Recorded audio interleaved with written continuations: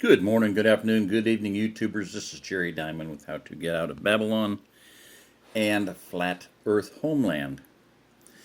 Um, Dealing with continued series here, uh, and basically a never-ending series. I may retitle it and deal with another aspect of it, but for now, we're on a comparison of the OzArk Refugium to the Great Pacific Northwest Redoubt states.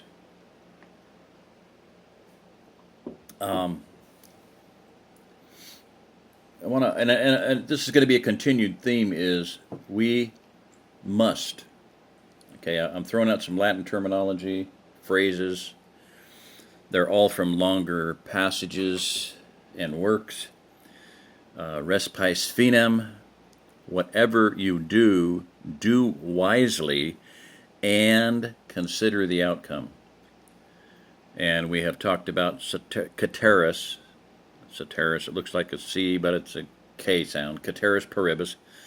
All things being equal. And I want to just briefly touch on that, and I'm going to read this poem here.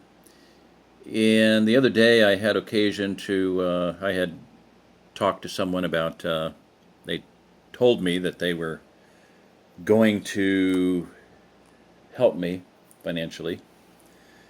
And I was hoping that they were going to stick to that. They made no qualifications. They made no statements as to I had to do this or that. Anyway, as it turned out,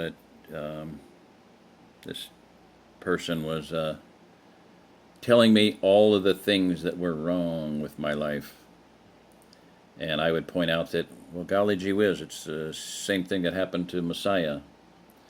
And the same thing happened to Joseph. And the same things happened to David. And I even quoted Michael Peebles at our first International Goshen Builders Conference, and probably the last International Goshen Builders Conference, unfortunately. But he made the statement, and it blew me away, because it's been happening to me for years. He said everything that happened in the life of Messiah, and everything that happened in the life of King David, and everything that happened in the life of Joseph is happening in the lives of those whom the Father has chosen to lead his people. And I made that statement, and this person just kept coming back with, basically, I mean, in so many words, you're a loser and you totally destroyed your life, and, because I'm divorced and blah, blah, blah. And I did it wrong, and I handled it wrong, and whatever. I guess I was supposed to take my gun out and shoot somebody and rant and rave and spend the rest of my life in prison. I don't know. Whatever. But situations happen that change things. And I even I read this poem. I pulled it up and read the epigram down there. Respice finem by Francis Quarles, same author as the one at the top there. My soul, sit thou a patient looker on. Judge not the play before the play is done. Her plot hath many changes. Every day speaks a new scene. The last act crowns the play. It's not over. Joseph's whole life was a life of suffering. Thrown in the pit, sold into slavery, spent time in prison, accused of adultery, on and on and on. And through the whole thing, he did what the Father had given him to do. He was honorable. He lived by principle. And the long and the short of it was, he came to a place of great blessing, where he not only blessed himself, but the entire nation of Egypt and the entire everybody in the fledgling nation and nations, plural, of Israel. I don't know how that escapes people. I specifically pointed out, I said, well, because the question is, what is the duty of my sons? I have 3 sons. What is their duty? to their father. I gave them life. This is called, the seed of life. I raised them. I nurtured them. I paid for their upbringing, and and yet it was a joint effort with my wife and I. Yes, obviously, we both worked. We didn't early on. We didn't know any better, and we were just living by as best we knew. You know, After all said and done, I was talking to one man and about my son and his daughter, and my youngest son Isaac and his daughter Rebecca. We were just talking about marriage and stuff, and the man made the statement. He says, "Well, all of my daughters were raised by my wife, and my wife is homeschooled, and all of our children are homeschooled." And I just facepalm moment. Oh my gosh, I didn't have any other choice. I there were no homeschooled people around back then. So, point is, I did not marry a homeschooled person, but such is life. She was my helpmeet for many years. So. Lay down in the mud and let people walk on your back. That's just the way it is. So, back to support. It is the son's duty to take care of the family, and as said in Timothy, 1 Timothy 5:8, he that is, provides. And again, I say again and again and again, that word provide has to do with vision. It has to do. It's pro video. To see for other people, see ahead of time, take precautions, build a wall, bring people inside the wall, whatever. It's so bastardized, just polluted in this day and age of what that word means. So anyway. Is it my son's duty to help me, especially in old age? How old do I have to get before somebody says, "Hey, oh gosh, we should help him," or whatever, Yeah, it's so anyway. When I'm 70, when I'm 80, when I'm dead and buried, 20 years later. Oh, I should have, I could have, I would have, but I was too ignorant. So anyway, and I specifically pointed out, I said, okay, Jacob, the father, the progenitor of the 12 tribes, is so broke that he has to send his sons down to another country to buy food. They have no food. What a loser, the world's biggest loser. He would qualify.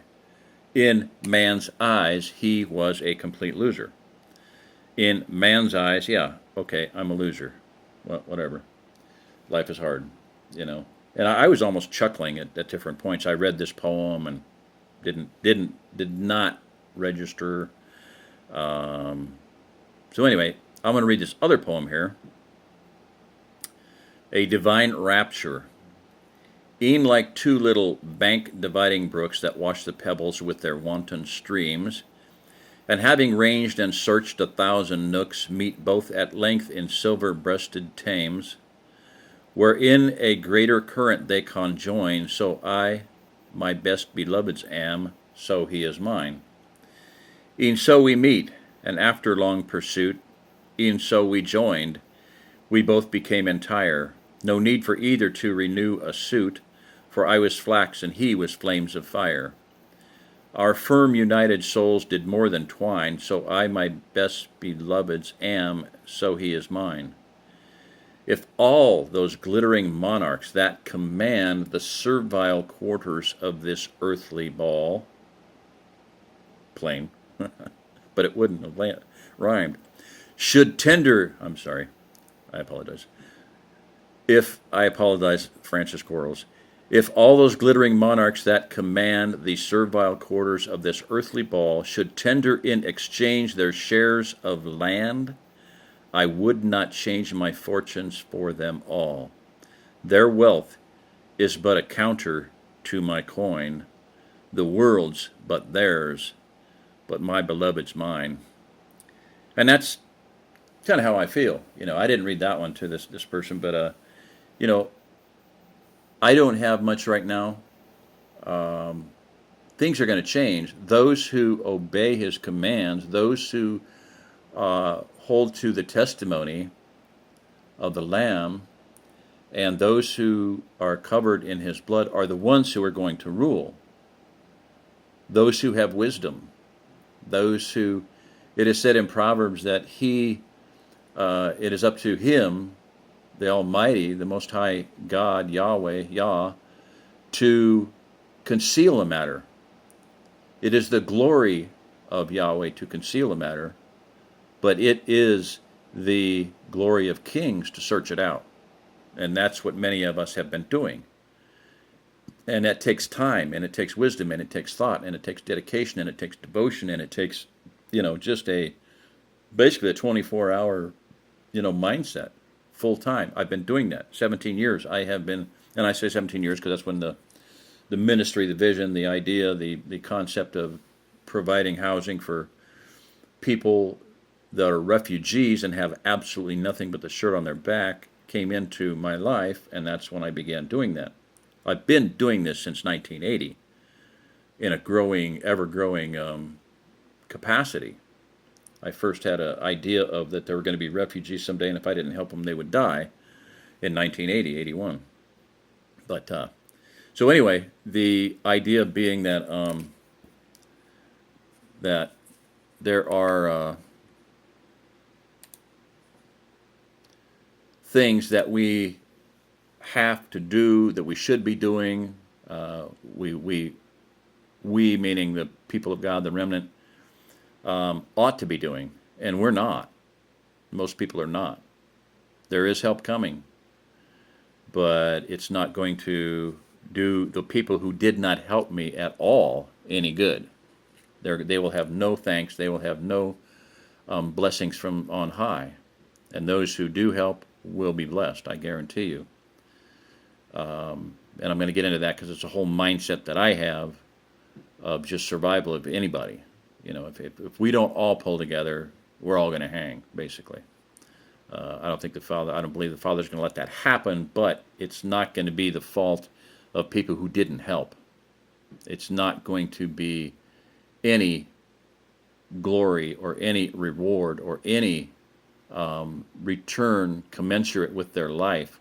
They will receive from on high, I pray, the just reward of what they did in this life. And I see people doing nothing with their wealth and nothing with their lives. And may they be blessed and rewarded in an equal manner, a commensurate manner as they have lived. If all those glittering monarchs that command the servile quarters of this earthly ball should tender in exchange their shares of land, I would not change my fortunes for them all. Their wealth is but a counter to my coin, the world's but theirs, but my beloved's mine.